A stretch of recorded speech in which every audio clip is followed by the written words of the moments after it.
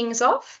So good afternoon, everyone, and welcome. Thank you so much for joining us this afternoon for today's webinar. My name is Emma Harbison and I'm a Program Manager at AgriFutures Australia within the Rural Futures team. It's great to have everyone with us. Before we get started, I just wanted to note out that today's session will be recorded and the recording will be shared with all registrants via email in the coming days. So if you do need to step away, or would like to revisit any of the content, you won't miss out. I'd also like to begin by saying that AgriFutures Australia acknowledges the First Nations people of Australia as the traditional custodians of the lands and waters on which we live, learn and work. We pay our respects to past, present and future elders of these nations.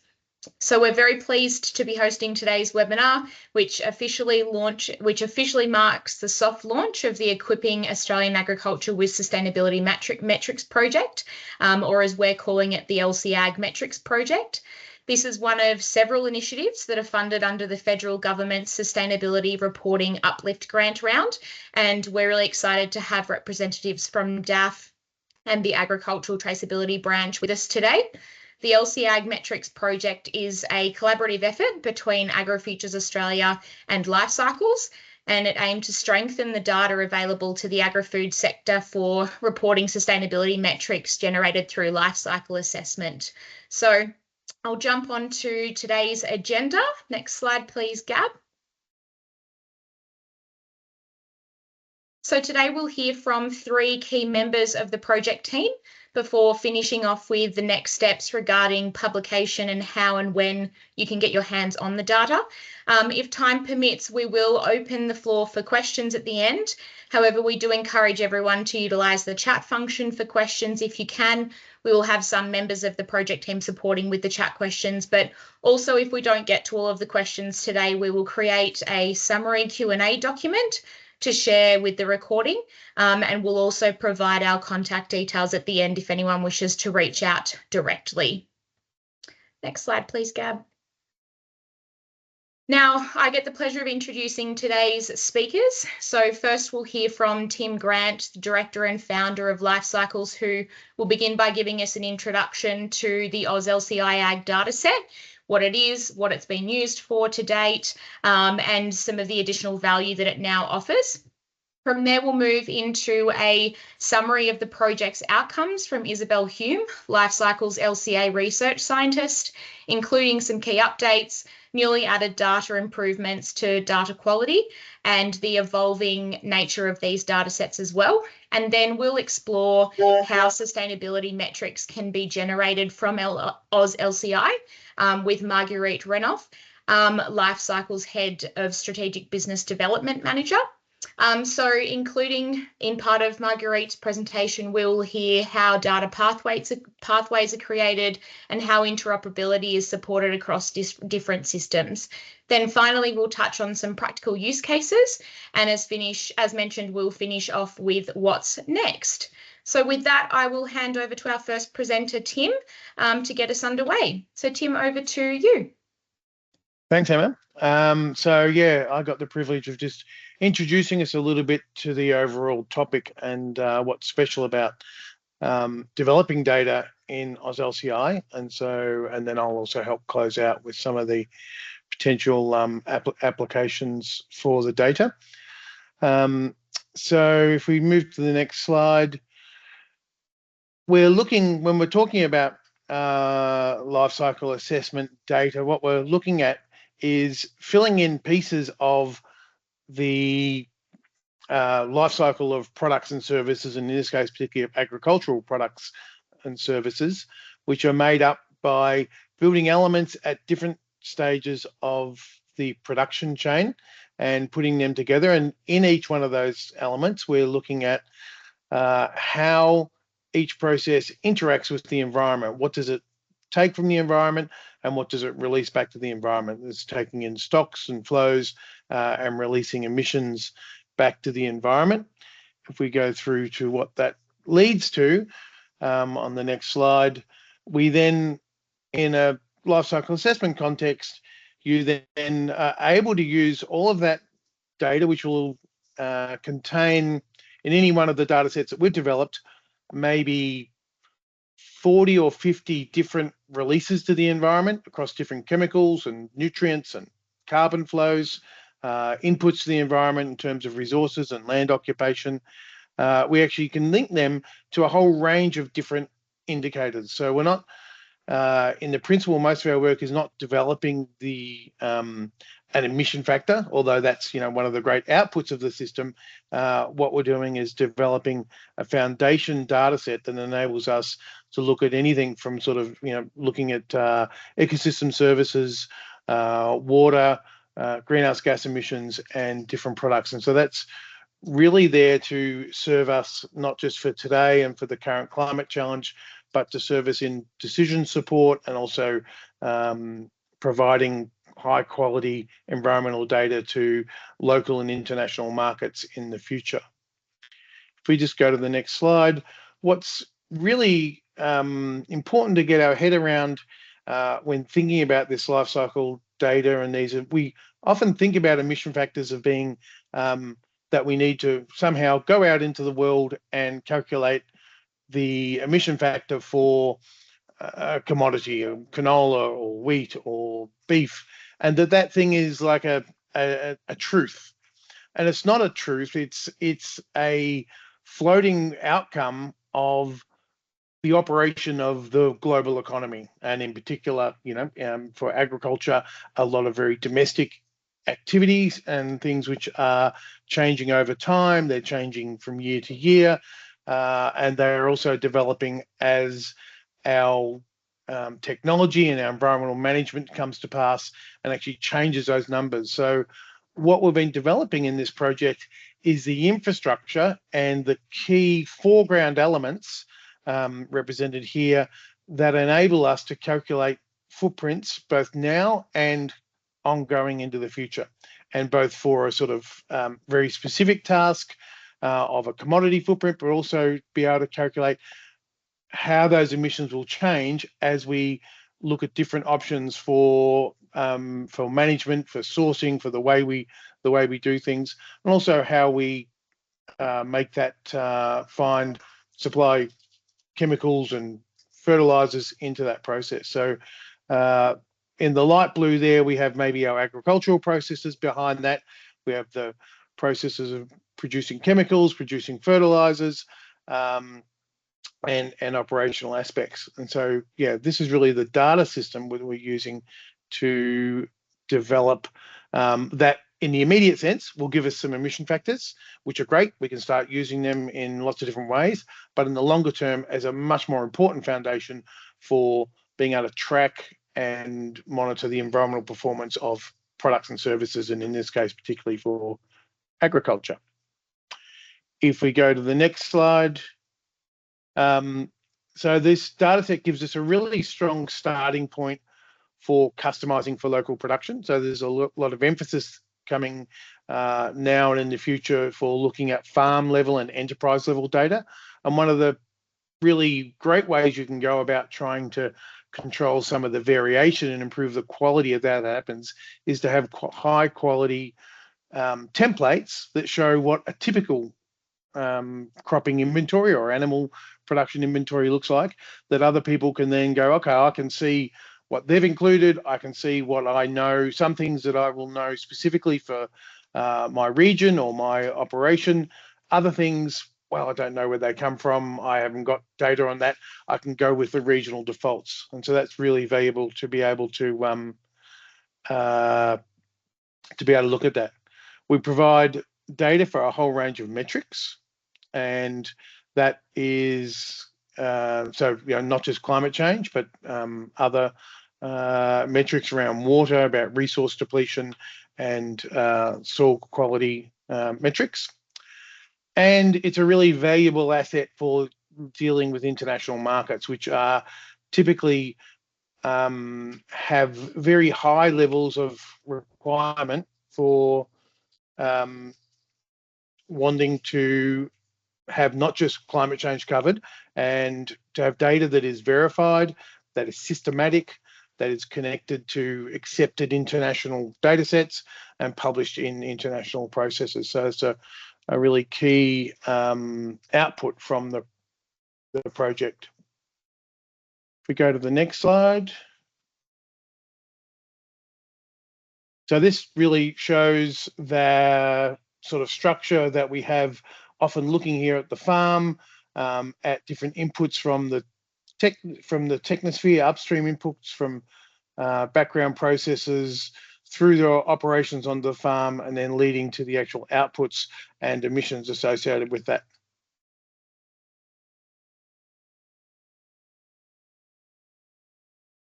And if we go here, look at the international markets, what we're already seeing is that for the last 5 or 6 years, the actual canola as part of the international market for it going into Europe, that we've had the use of the AusLCI data that's been developed previously being an essential part of that global market. But we see in a whole lot of other areas in sustainable aviation fuels, there is a lot of pressure to have certified environmental data on crops and services.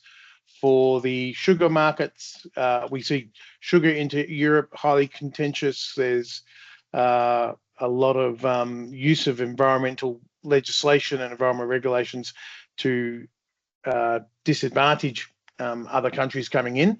And so the way to really, one of the ways to try and address that is to have high quality environmental data that can actually present a complete case of what the actual footprint is of our products. We know the European Union have already commissioned data sets on Australian wool production, and we can see that this is going to increase throughout the over the next 5, 10 years and beyond. And that's really where we think that the data will, and once you know that you've got to deliver into these systems, you can't just magic data into existence. So it does take time. So this forward investment is really valuable. So I think I will hand over to Isobel, who will get us into some of the real active detail.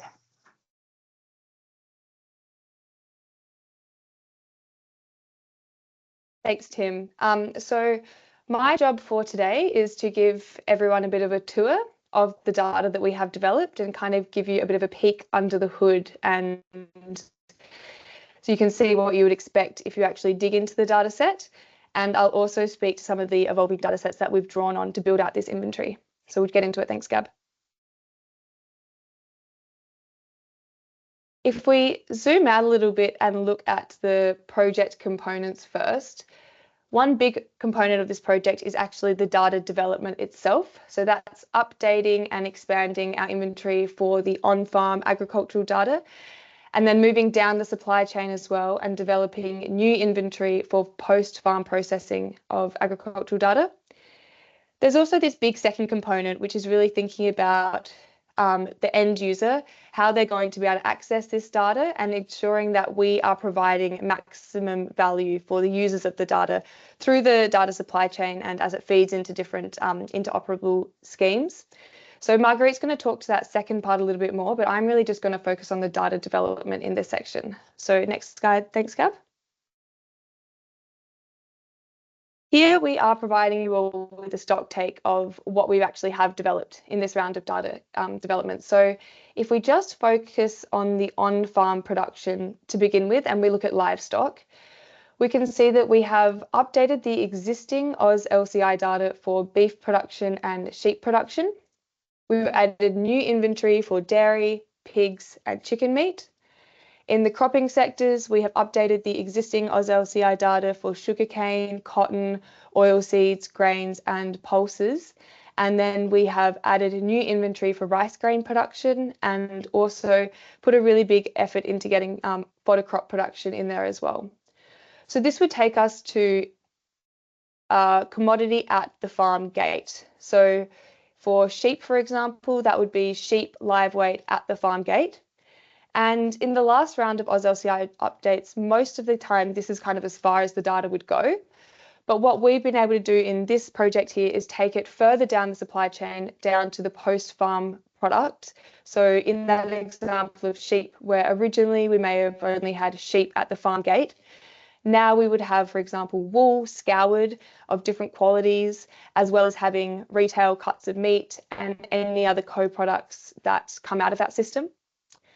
We then also have taken these products, these post-farm products, to market. So that means adding weighted transport distances and taking them either to port if they're going to an export market, or keeping them at an urban centre if it's for the domestic market. So that means that the next user of this data can pick up that piece of inventory at port or at the regional centre and be really confident that there's no data gaps, that it's all really high quality representative data all the way up to that point in the supply chain. Here's probably a good moment to just pause and recognise that the broadacre grains and cotton were also updated in separate but concurrent projects that were happening parallel to this project. So those were projects that were funded by the GRDC and the CRDC, but the scope of those projects was really focusing on just updating to the latest years and practices. But what we have been able to do in this project here is add additional value to those data sets by including different data formatting for interoperability and extending them, to further along the supply chain, particularly for grains, and getting a little bit more of a complete picture in terms of the crop production and coverage. So we'll have the next slide. Thanks, Gab.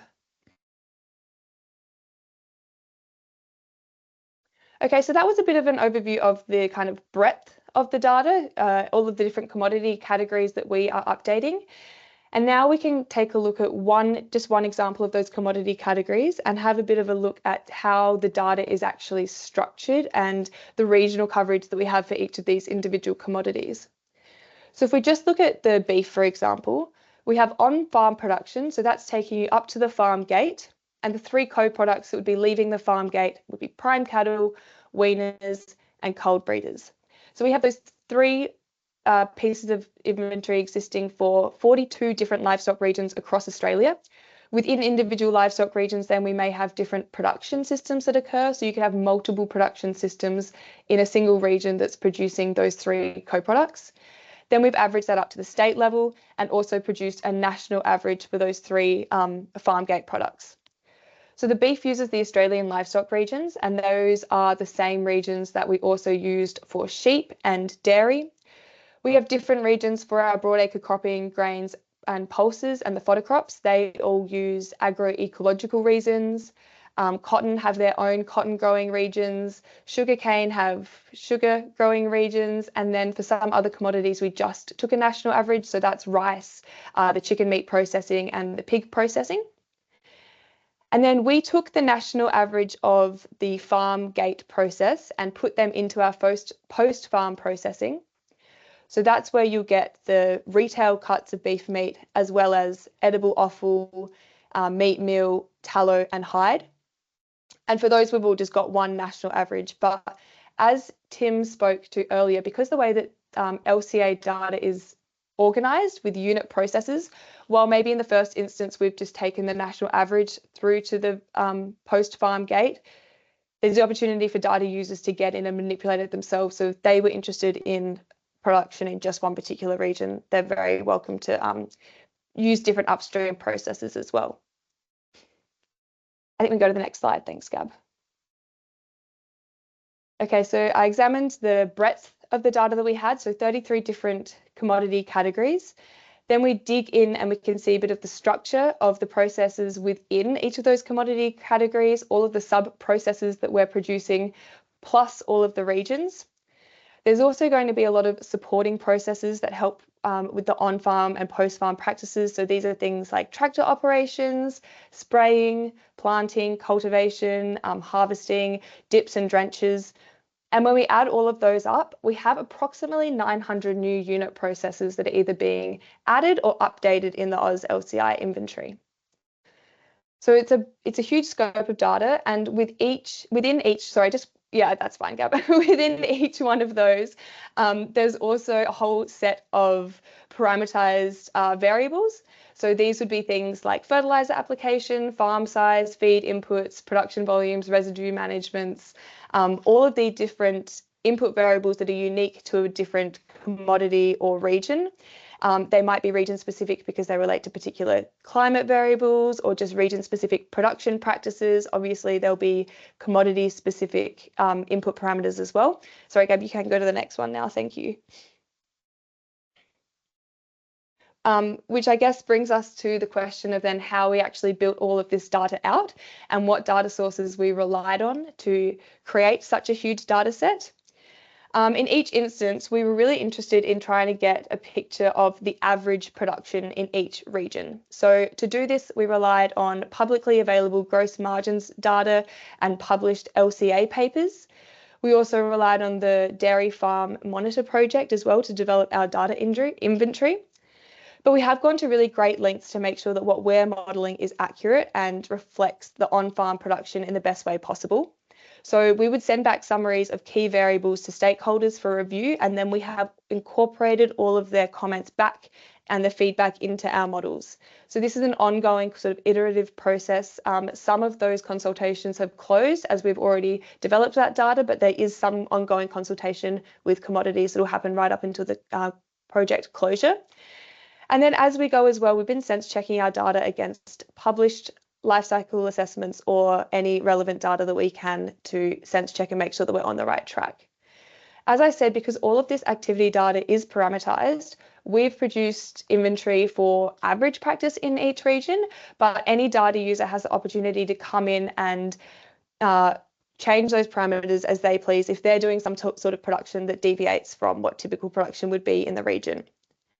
We've also relied on other national data sets, so Bureau of Meteorology, ABARE, ABS, and we're always trying to align with the national inventory reports wherever we can, and we're following the guidelines for LEAP and the IDF guide for dairy as well. Next slide, thanks, Gab. It's probably more interesting if I just pull out some of the key updates that we've done to our data. So all of the on-farm activity data has been updated so that it will more closely represent the current practices, keeping in mind that the last round of data updates that happened on a broad scale like this was about 10 years old. So any efficiencies that have occurred from precision agriculture, so fuel use efficiencies, controlled traffic, changes to agrochemical use, they will all now be reflected in the new data sets. We've also updated all of our emissions and emissions factors to be in line with the latest national greenhouse gas reporting factors. And a really significant update that we were able to do was to include new research from the Blue Carbon Lab relating to farm dam distribution and methane emissions from farm dams. So the researchers at the Blue Carbon Lab were really generous in sharing some of their data with us, which allowed us to incorporate that into the AusLCI. And again, that helps us align with the National Inventory Report because the NIR is using this research as well. We have also included capacity for land use change emissions to be modelled in this data set, but these will be detailed explicitly as separate line items in the data so that users have the option to include or exclude them depending on their uses. And these will be numbers that are based on statistical approaches to assess land use change in different regions. Next slide, thanks, Gab. So the final data updates that I'm going to talk to are more to do with the data formatting. So these are changes that we've made to the data to allow it to facilitate interoperability so that it can be fed into different data pathways. These are things like accounting for biogenic carbon flows, switches to allow users to switch between different co-product allocations in their models, full carbon and nitrogen balances, and detailed metadata, which again facilitates use into different data pathways.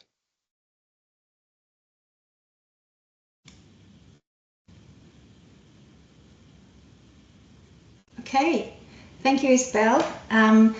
In this component of the presentation, I'm talking about the second aspect of work that Izzy introduced at the start. That was ensuring that the updated data was accessible and interoperable for generating sustainability metrics. I'll give you an overview of the main data pathways that we felt will be important for agriculture. What we mean by sustainability metrics in this context, and also a couple of use cases to make it a bit more meaningful. Next slide, thanks, Gab. From the start of the project, we undertook a review of the potential end users of AusLCI data in the agricultural context. On the right there is repeating the representation of what's in the LCI data. We were interested in understanding how that needs to flow through into applications for the sector, and we identified three main applications for AusLCI data. The first is probably the traditional and common use at the moment, which is for conducting life cycle assessment studies, which might generate environmental indicators, quite a range of environmental indicators beyond just greenhouse. They may need to be done as product declarations, meeting EPD requirements, or, as Tim mentioned earlier, in compliance with European Union's product environmental footprint, for example. So the sort of metrics that those require, next slide please, Gab. Carbon footprints, greenhouse gas emissions, of course, is important, but those studies will also be looking at other LCA-based metrics, which you understand are also very important for agriculture, to show the full suite of environmental credentials that are relevant. The second category of application is perhaps a little bit narrower, where organisations might need to demonstrate compliance with some certification requirements, perhaps for market access or for demonstrating best practice. There's an emerging range of sector-specific certification initiatives that ag sectors engage with. They may typically include reporting of greenhouse gas emissions intensity, but perhaps also a couple of other indicators, water footprints, for example. And the third category of application is to meet the growing need for reporting of greenhouse gas emissions. That could be at an organisational level or for a product level. That does focus on greenhouse gas emissions, and companies may be involved in this already, pulling together environmental greenhouse gas accounts, not only their scope 1 and 2 for their own operations, but importantly, having to draw in scope 3 emission factors, which represent the emissions intensity of materials and services that come into their process. And that seems to be a very important growing use for life cycle inventory data to generate readily accessible scope 3 emission factors. Next slide, thanks, Gab.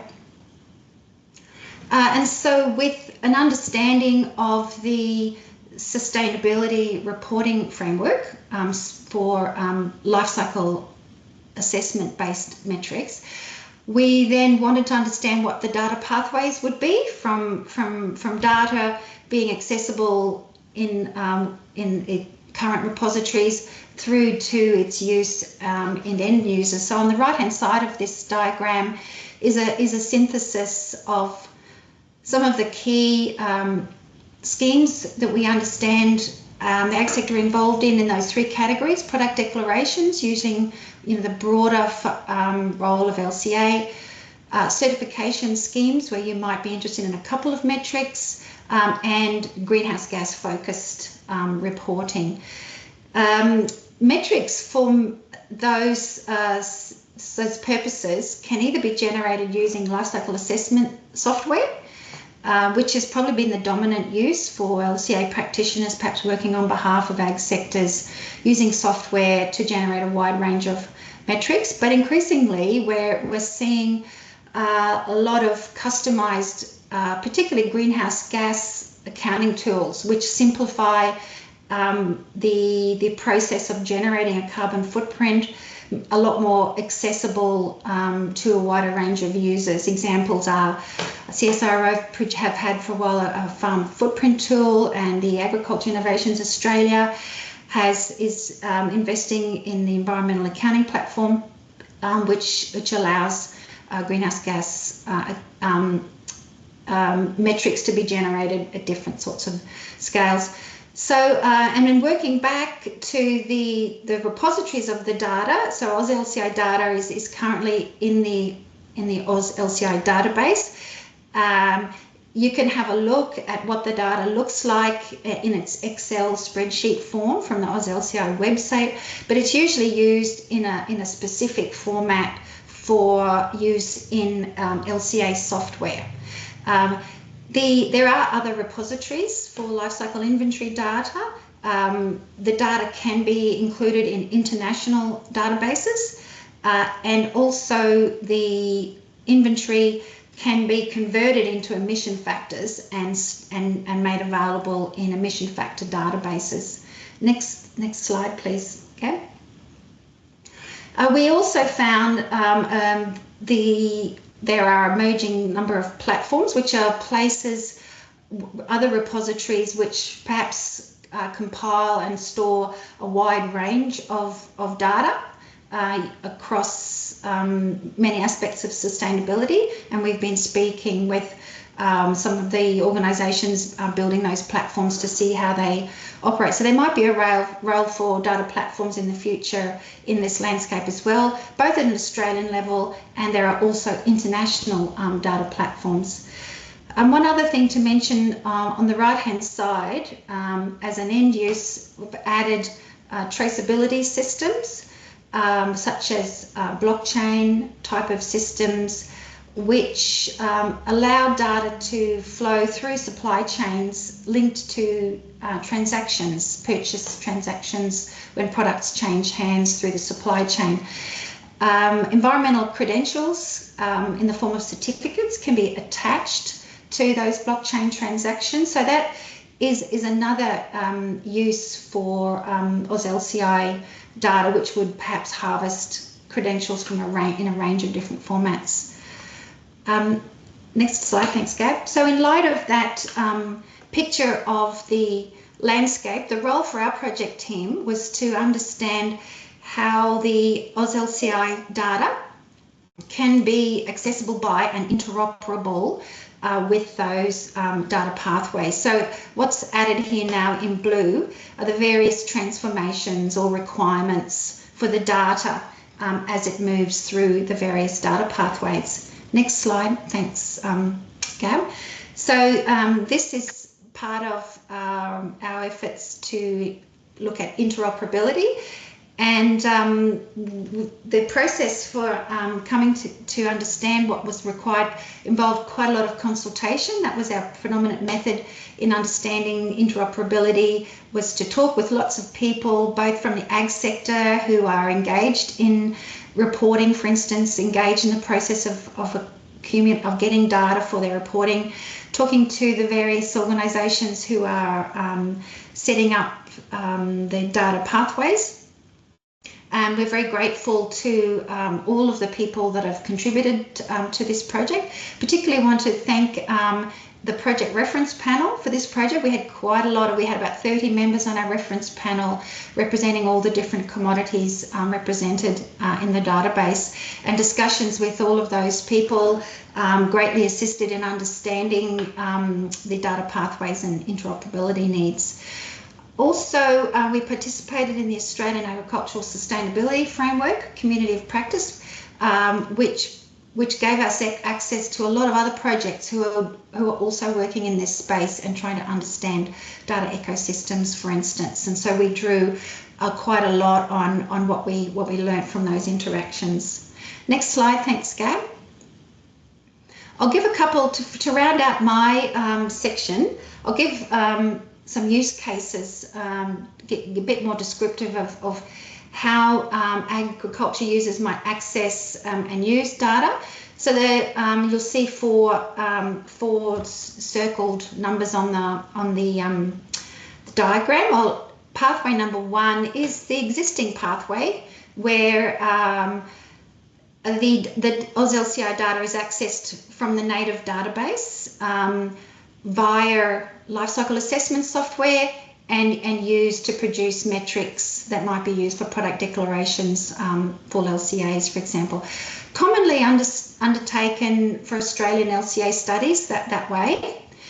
As an extension of that, having AusLCA data available in international databases gives wider access to that data beyond just Australian agricultural interests, but also to wider international supply chains that will have Australian agricultural commodities as inputs to their products.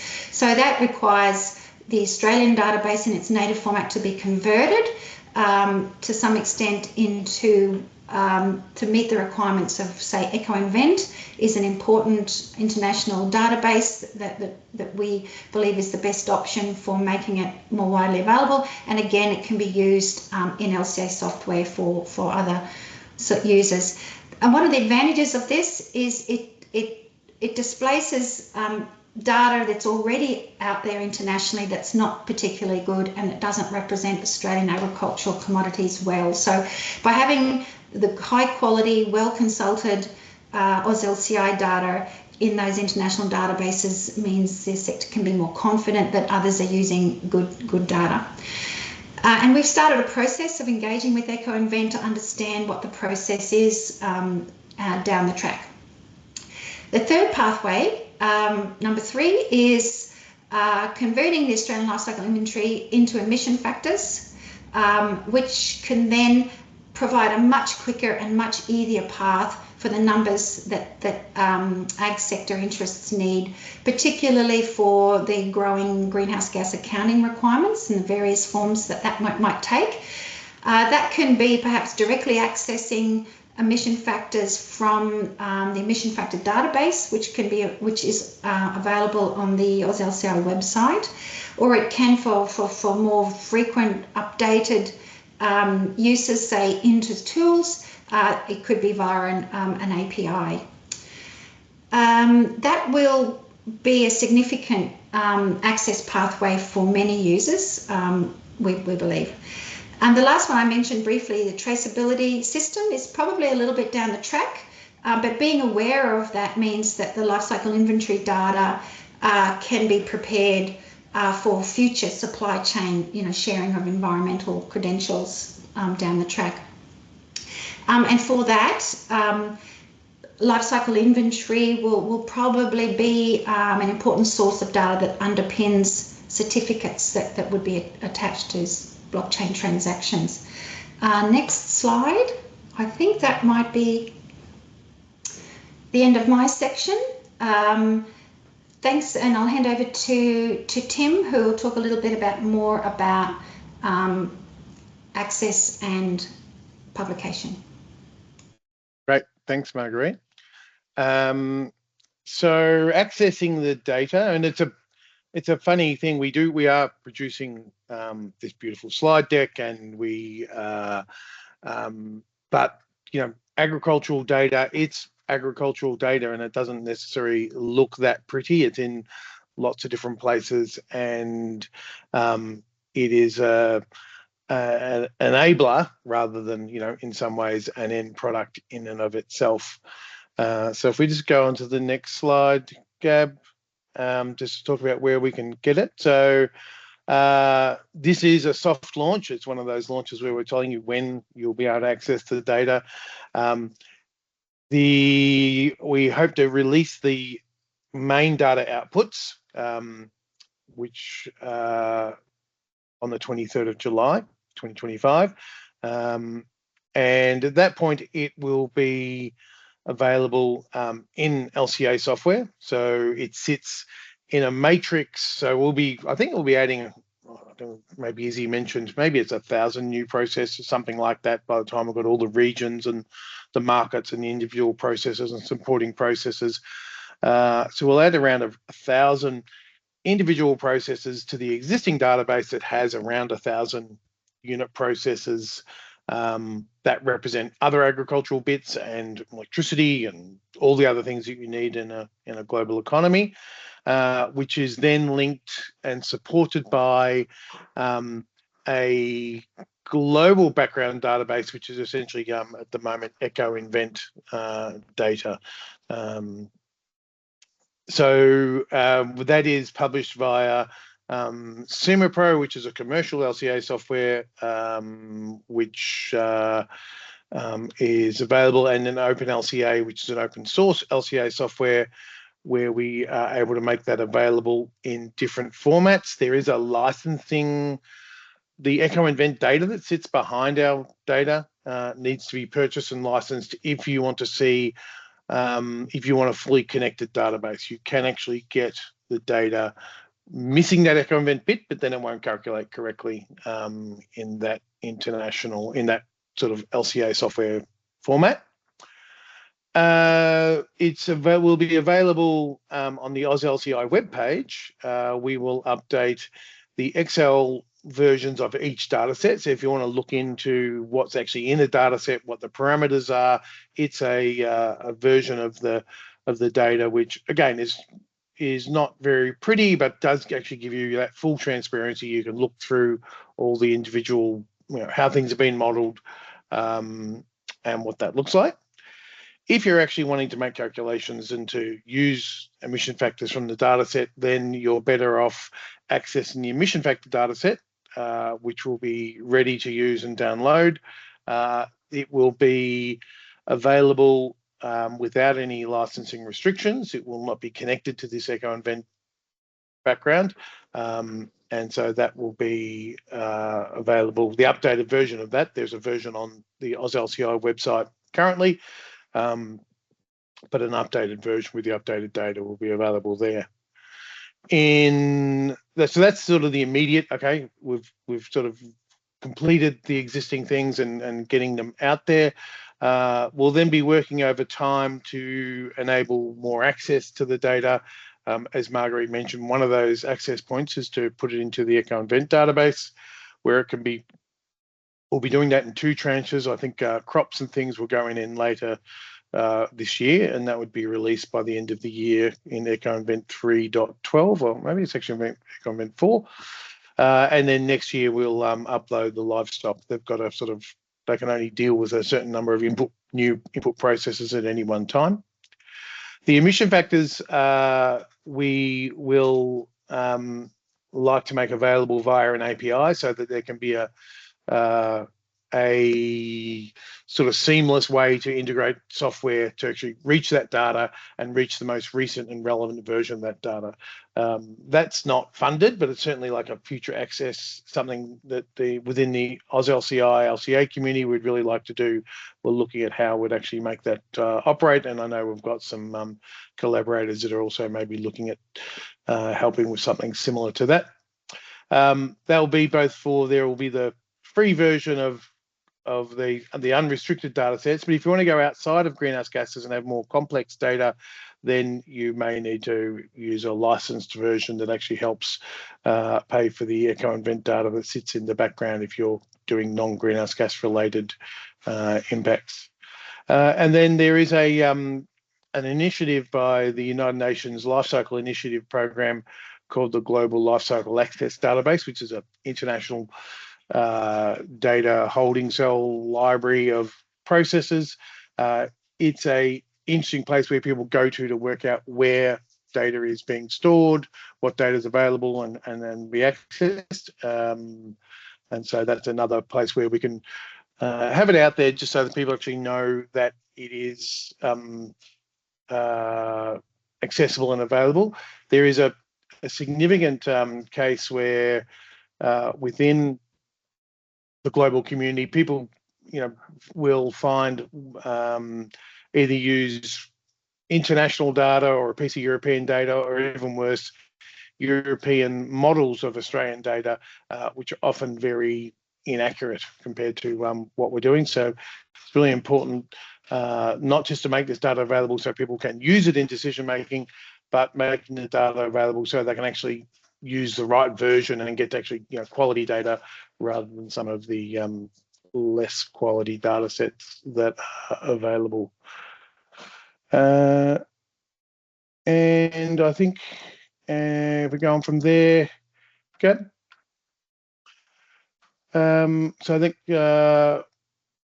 Marguerite, did you want to talk to this? Yep. I'll chime in here. It's just to let people know that there are some fact sheets that they might find useful that they can access from the AgriFutures website for this project. The fact sheets that are there at the moment relate to that work I was talking about of understanding our understanding of the global sustainable reporting landscape, and how AusLCI data can service those needs. There's also another fact sheet coming soon, talks about those data pathways. So that sort of messy looking network of access pathways is sort of described in an upcoming fact sheet as well. So that's a place to go for more details if you're interested in that. And last slide, Gabe, is also just to, we mentioned a couple of times, the AusLCI website. You can find it fairly easily, either directly to that link or via the website of the Australian Lifecycle Assessment Society, which is the custodian of the database, and it'll look like that. And you can be directed to the data sets tab or the emission factors tab to dig into the data that Tim mentioned. Next slide, Gab, thanks, which I think is our final slide, to hand over to Emma, who will facilitate question time. Thanks, Marguerite. Yeah, so we will open the floor now to answer a question or two. If there are any, please feel free to unmute yourself, as we can't see everyone on screen. So yes, please unmute and ask the project team any questions if you've got any.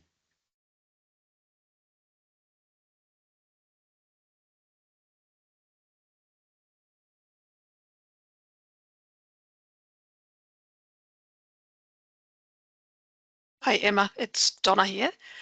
One question I've got is how the emissions factor data set links with the greenhouse accounting framework tools that underpin the platform that AIA have developed. Yeah, look, maybe I can speak to that a little bit.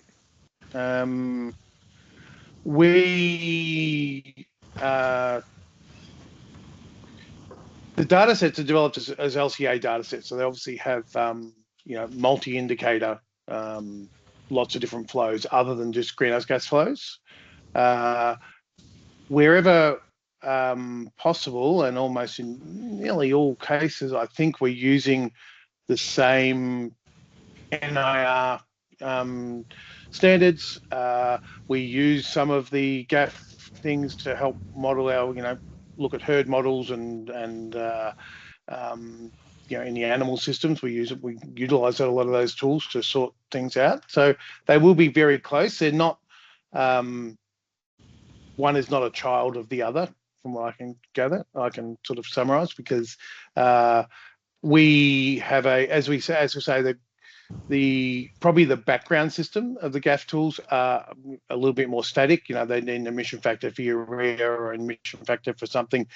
We have a whole database that gets updated every year that changes those background systems. So we could never get them to completely align, because ours is a larger, more dynamic, internationally connected system.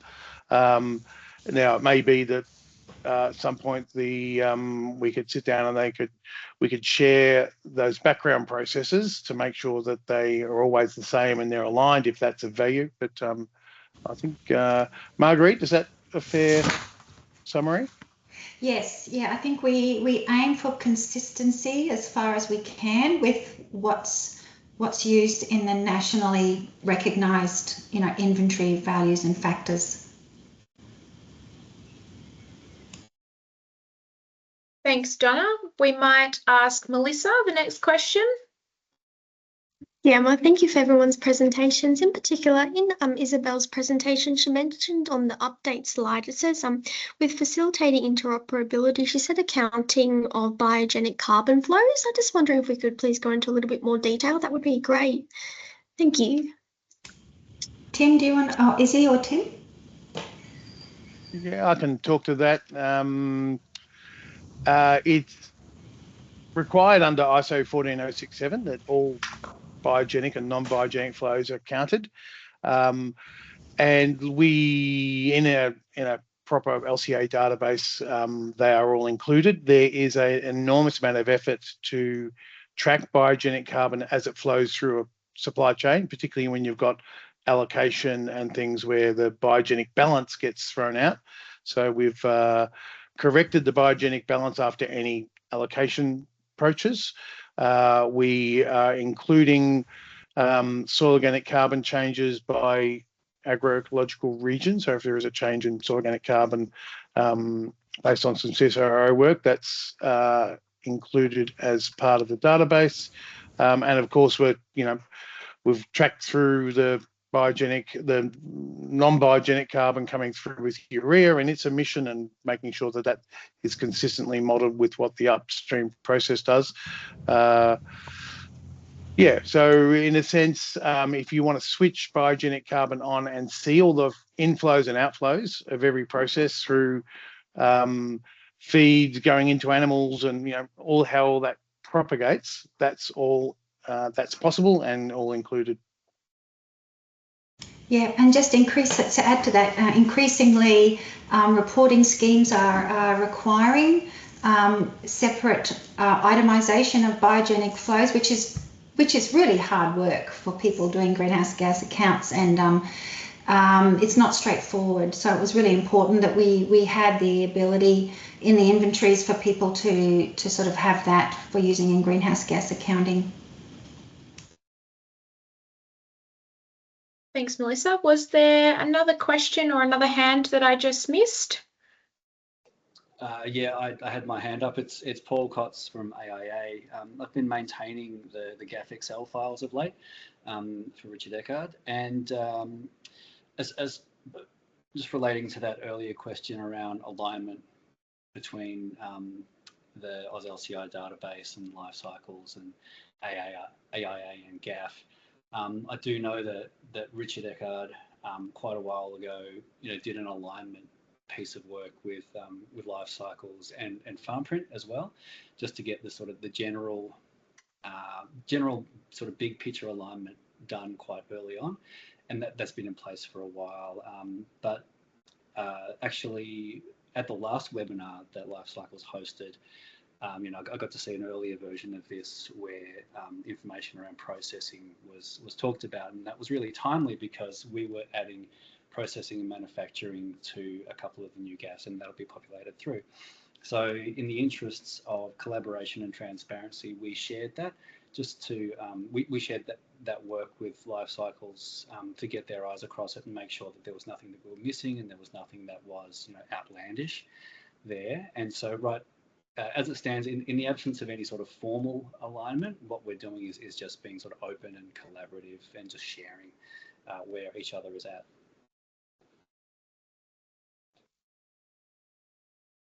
Thanks for that, Paul. Yeah, and just to say that's really valuable for us. We've obviously having extra eyes and almost parallel processing some of the data together, you then really resolve any some of the big questions around what's in, what's out, how do you deal with this. So it's been really valuable to do that. Yeah, and as Paul says, we'll continue.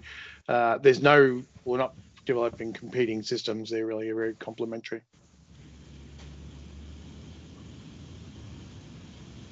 We might flick to the next slide, please, Gab, and see if there's time for one more question, if anyone's got one. Donna. So I guess, Tim, there's probably a whole list of things that people would like to see in the database, I'm sure. I'm just wondering if there's any plans to have more information about horticulture, so fruit and vegetables, for example. Yeah, I could probably cover that one. Yeah, very good question, Donna. At the very start of the project, the first step was to do a gap analysis to work out, what the priorities for new data development would be. We did consider horticulture in the early stages because there is a little bit of horticulture data in the existing database from the first version, and that will receive the same sort of updates that the other stuff was received in terms of meeting NIR factors and interoperability and those sorts of things. But when we looked to see whether that data set could be expanded, horticulture didn't end up being able to, we couldn't go forward with horticulture because there wasn't quite enough publicly available data for us to draw on. We are sort of relying on publicly available data, and horticulture hadn't really needed to do much LCA stuff to this point. You know, it's a very low emissions intensive product, so it didn't have need. But Hort Innovations has invested considerably this last few years in doing life cycle assessment studies of quite a lot of horticulture crops, which will provide the fantastic data to be absorbed into AusLCI at a future date if they felt that was important. So yeah, we're hoping that more public available data for horticulture will come.